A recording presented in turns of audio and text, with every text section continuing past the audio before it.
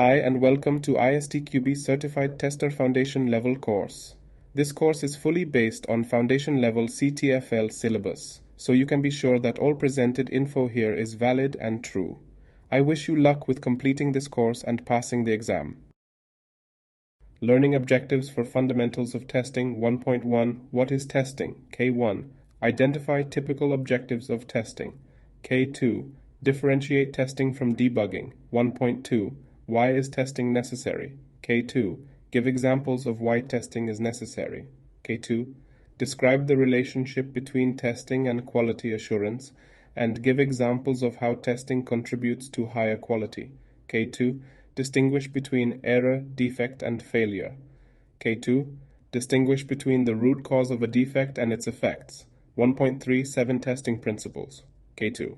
Explain the 7 testing principles. 1.4 Test Process. K2. Explain the impact of context on the test process. K2. Describe the test activities and respective tasks within the test process.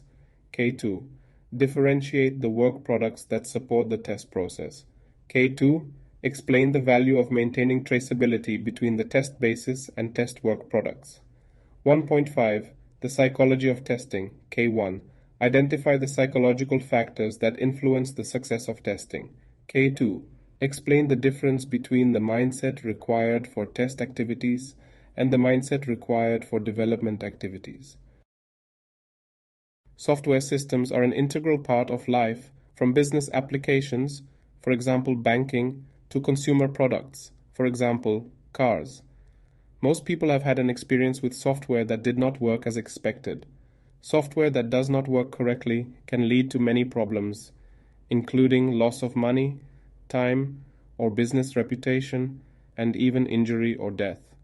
Software testing is a way to assess the quality of the software and to reduce the risk of software failure in operation. A common misperception of testing is that it only consists of running tests, that is, executing the software and checking the results. As described in section 1.4, software testing is a process which includes many different activities. Test execution, including checking of results, is only one of these activities. The test process also includes activities such as test planning, analyzing, designing, and implementing tests, reporting test progress and results, and evaluating the quality of a test object. Some testing does involve the execution of the component or system being tested. Such testing is called dynamic testing.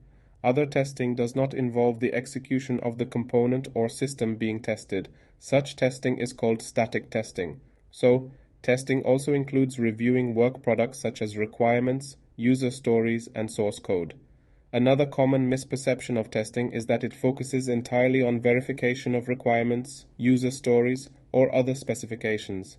While testing does involve checking whether the system meets specified requirements, it also involves validation, which is checking whether the system will meet user and other stakeholder needs in its operational environment.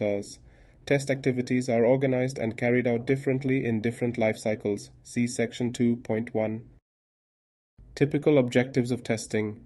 For any given project, the objectives of testing may include to prevent defects by evaluate work products such as requirements, user stories, design, and code, to verify whether all specified requirements have been fulfilled, to check whether the test object is complete and validate if it works as the users and other stakeholders expect, to build confidence in the level of quality of the test object, to find defects and failures by reducing the level of risk of inadequate software quality, to provide sufficient information to stakeholders to allow them to make informed decisions, especially regarding the level of quality of the test object, to comply with contractual, legal, or regulatory requirements or standards, and or to verify the test object's compliance with such requirements or standards.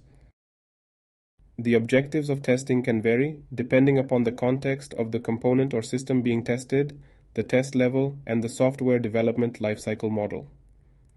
These differences may include, for example, during component testing, one objective may be to find as many failures as possible so that the underlying defects are identified and fixed early. Another objective may be to increase code coverage of the component tests. During acceptance testing, one objective may be to confirm that the system works as expected and satisfies requirements. Another objective of this testing may be to give information to stakeholders about the risk of releasing the system at a given time. Testing and debugging are different. Executing tests can show failures that are caused by defects in the software. Debugging is the development activity that finds, analyzes, and fixes such defects. Subsequent confirmation testing checks whether the fixes resolve the defects.